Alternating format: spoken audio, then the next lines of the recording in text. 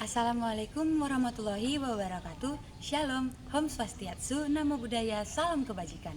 Perkenalkan, nama saya Ria Melati Boru Lumban Gaul dari nomor presensi 35.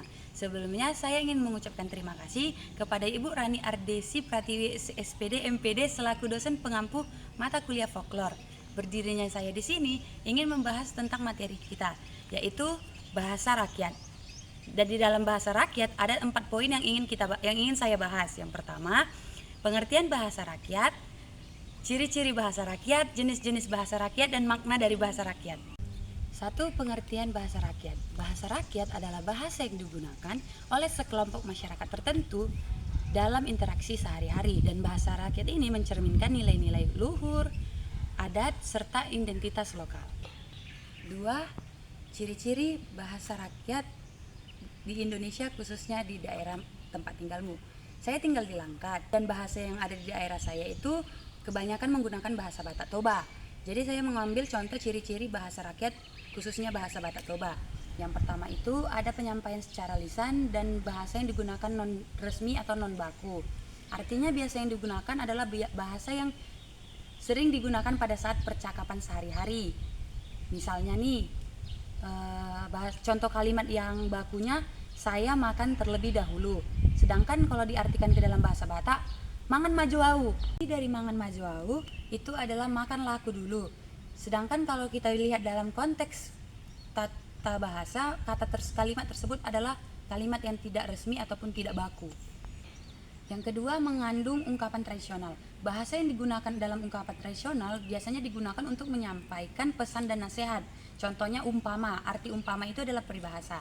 Contoh dalam kalimat bahasa Bataknya, didilat bibir asa didok hata. Artinya, ketika kita ingin mengucapkan sesuatu atau kata-kata yang akan kita ungkapkan, sebaiknya kita harus memikirkan terlebih dahulu.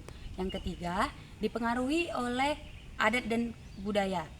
Bahasa yang digunakan seringkali hanya dapat dimengerti pada saat upacara tertentu. Contohnya umpasa atau peribahasa. Akan tetapi, peribahasa yang digunakan kali ini hanya untuk digunakan pada acara atau upacara adat tertentu. Dia ambil contoh itu upacara adat pernikahan Batak Toba. Umpasa dari pernikahan adat Batak Toba. Misal, Ria nikah dan adik atau abangnya Mama Ria itu disebut tulang. Nah, tulang itulah yang akan membawa deke untuk pengantin. Ketika tulang ingin memberikan ikan mas kepada pengantin, tulang mau menyampaikan umpama atau peribahasa, di mana umpamanya itu dalam bahasa Batak adalah dison rodo hami pihak parboru mambuan deke gabe simbol asa udur mahamu tudolok tutoruan sahat solu sahat matu botean hupasat hami dekeon sahat matu parhorasan matutu.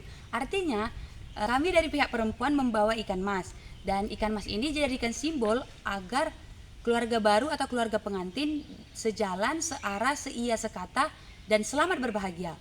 Itu adalah arti dari peribahasa yang terdapat di upacara adat Batak Toba. Yang keempat, penuh emosi dan ekspresi, di mana bahasa Batak Toba seringkali diungkapkan dengan intonasi ataupun nada suara yang kuat, tegas, dan penuh penekanan. Contoh kalimatnya, jika di dalam bahasa Indonesia, kenapa kamu belum makan? Dan jika diartikan ke dalam bahasa Batak, boa sedang mangan ho. Di kalimat bahasa Batak ini terjadi penekanan, bukan berarti dia marah, akan tetapi memang sudah dari zaman-zamannya orang tua kami yang dulu-dulu, ketika mereka berbicara satu sama lain, mereka menggunakan intonasi ataupun nada suara yang penuh dengan penekanan serta kuat. Yang ketiga, jenis-jenis bahasa rakyat Batak. Nah, bahasa Batak itu beragam, cuman memiliki dialek yang berbeda-beda. Ria mengambil contoh 3, yaitu bahasa Batak Toba, Simalungun, dan bahasa Batak Karo. Nah, bahasa Batak Toba dan Batak Simalungun ini memiliki ungkapan salam yang sama, yaitu kata horas. Kata horas diartikan sebagai selamat, ungkapan salam, selamat, dan semoga berhasil.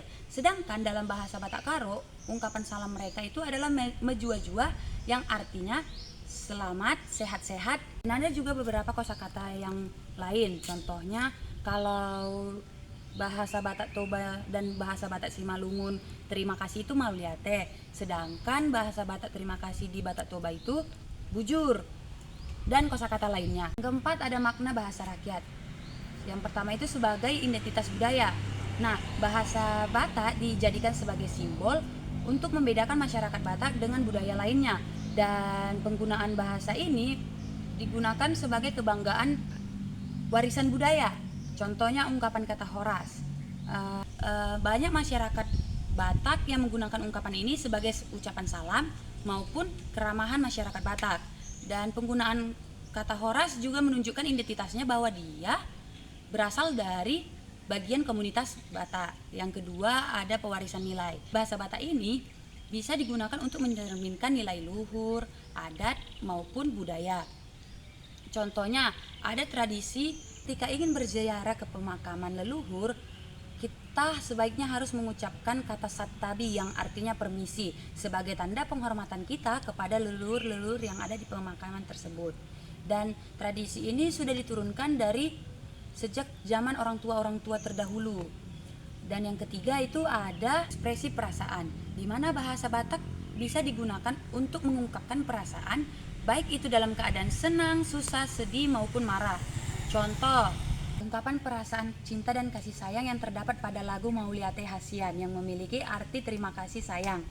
Lagu ini menceritakan atau menggambarkan tentang ungkapan perasaan cinta dan kasih sayang dari seorang penyanyi kepada pasangannya yang ia cintai. Mungkin hanya ini materi yang bisa saya sampaikan. Kurang dan lebihnya saya mohon maaf karena saya masih proses belajar. Sekian dari saya. Terima kasih.